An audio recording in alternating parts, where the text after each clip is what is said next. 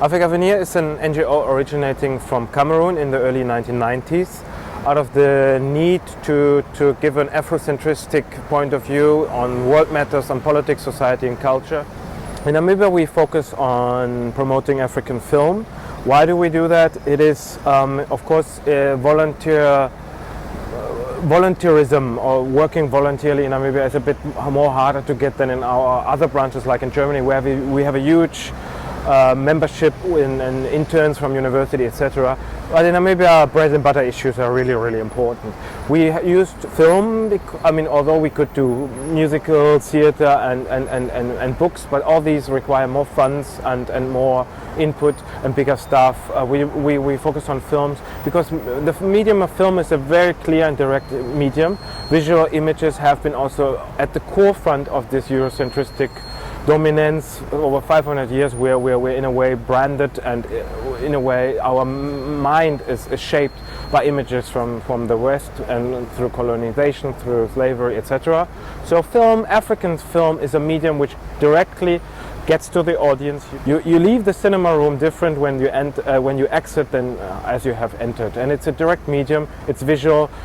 You don't have to spend hours reading the book or something. So it goes to the heart of the matter. You hear it, you see it, you feel it, and you can debate it with the audience and in a way enlighten yourself a bit more. We are a rather small country in terms of size of population. It's only about a bit more than 2 million people.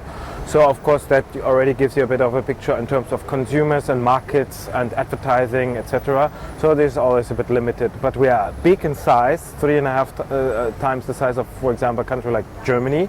So it's vast distances you have to cover, but it has a variety of landscapes, of course, of people.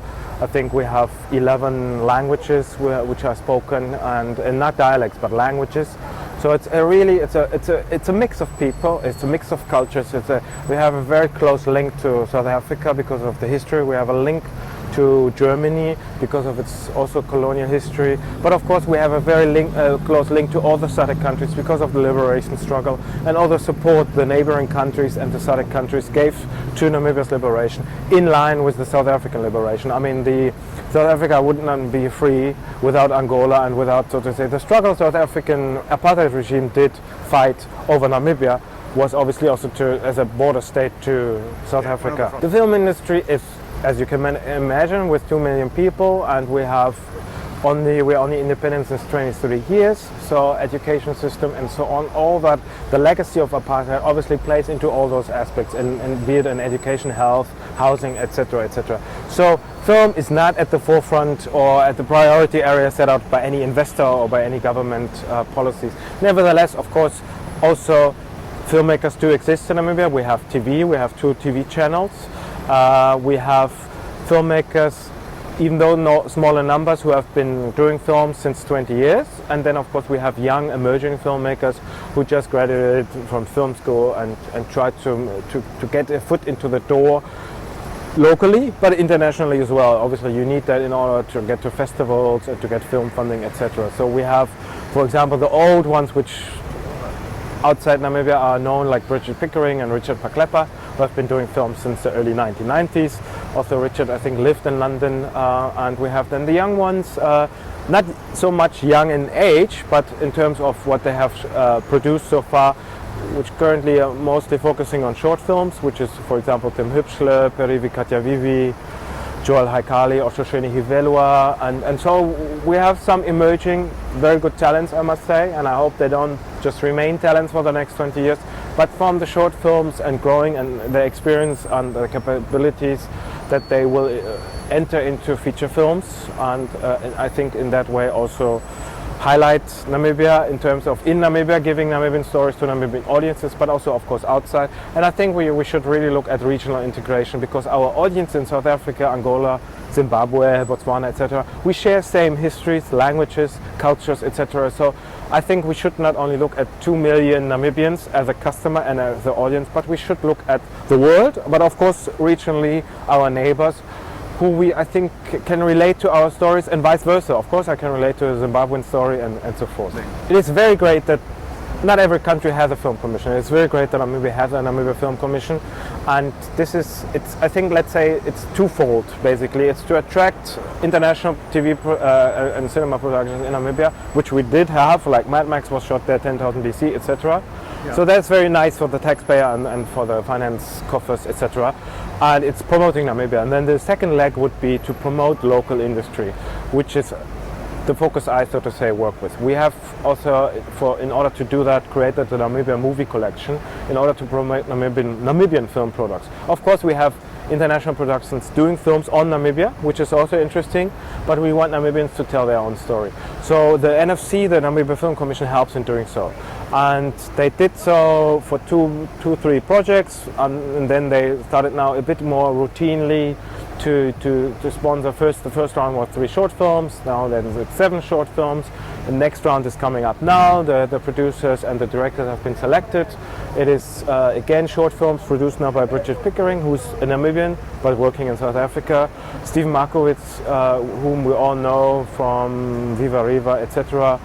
He will be the producer for a feature within the funding cycle of the NFC. It's of course not completely funded, but partly funded. It's a film called Land of the Brave, a crime story, which will be directed by Tim Hübschle, and then we have 2 documentaries which will be funded. I must say we have actually quite good documentary, some, not many, but some good documentary films being made by Namibians and also by others on Namibia. And I think this is also a good arena or good category for young emerging Namibian filmmakers to maybe venture into, because there are very high quality documentaries to be made in Namibia. Stories are obviously around every corner, but it also is for students, and this is one aspect which we should focus, is students who want to emerge or enter into the industry. It's a way of learning with the technique film, and we lack a film school. This would be something which could be funded.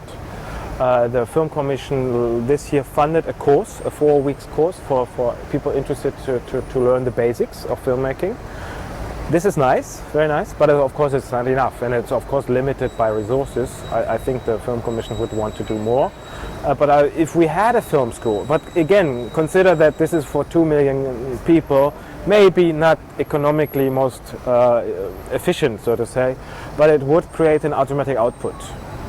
We have a media school, which is basically for technicians for TV, and that is not cinema, obviously. I think in Namibia we also have to learn the distinction between TV and cinema. Cinema is an art form, and TV is obviously faster produced and easier to be produced. I think if we want to make relevant global cinema, art house cinema, then we have a long way to go. I think the short films, nevertheless, funded now by the NFC, a good sign, a good step. We should do more, we can do more. And another aspect which we all will have to address, and Africa Avenir with other partners through the Namibia movie collection and by showing films in London, for example, tonight, is to address the aspect of distribution. I mean, distribution starts with films being seen and being put out in Namibia at film festivals or at the screening tonight in London. So I think making Namibian film products, but African film products in general, accessible to Namibian audiences is what is key. We are all nevertheless Pan-Africanists, so I think we should not really bother so much if it's Namibian, Botswana or Zambia or from Angola or from Egypt, because it's the continent and we share the same histories, and I think we can share and learn from each other. And Namibian filmmakers can do the same.